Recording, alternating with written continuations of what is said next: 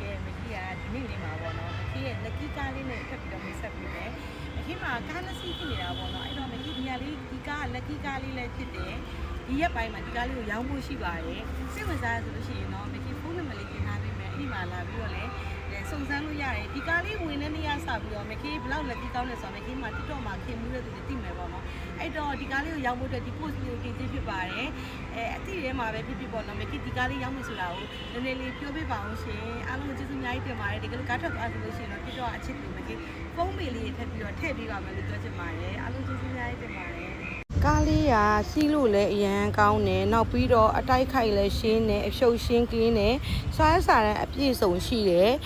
ကိုယ့်ရဲ့အတိမိတ်ဆွေရမှာတကယ်လို့ကားလေးကိုစိတ်ဝင်စားရဆိုလို့ရှိရင်လည်းမခေတို့ရန်ကုန်မှာရှိရတဲ့အတွက်အချိန်မြေးလာကြည့်လို့ရပါတယ်ကားပိုင်းလေးကလည်းဒါမခေဆိုလို့ရှိရင်ဒီကားလေးရတဲ့နေရာစပြီးတော့မခေအရန်ကိုလည်းကန်ကောင်းတယ်နောက်ပြီးတော့ဒါလက်ကီကားလေးလည်းဖြစ်တဲ့အခါကျတော့ပေါ့နော်စိတ်ဝင်စားရတဲ့သူများရှိရဆိုလို့ရှိရင်တော့မခေရဲ့ TikTok အကောင့်မှာလည်းလာမေးလို့ရတယ်နောက်တစ်ခုကမခေတို့ဒီဟောပေါ့နော် Facebook မှာမခေရဲ့ဖုန်းနံပါတ်တွေမှာလာရောက်စုံစမ်းလို့လည်းရတယ်နောက်တစ်ခုဘာအရင်ကောင်းလဲဆိုလို့ရှိရင်ဒါလေးကလက်ကီကားဖြစ်တဲ့ပြန်နံပါတ်လှလေးလည်းဖြစ်တယ်ပေါ့နော်